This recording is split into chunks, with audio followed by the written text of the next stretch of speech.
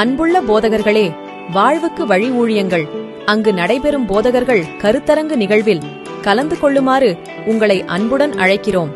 இந்த நிகழ்வு எண் 284 மண்ணுளியம்மன் கோயில் தெரு, சுந்தரபாபு நகர், வேப்பம்பட்டு அங்கு அமைந்துள்ள வாழ்வுக்கு வழி சபையில் நடைபெறும்.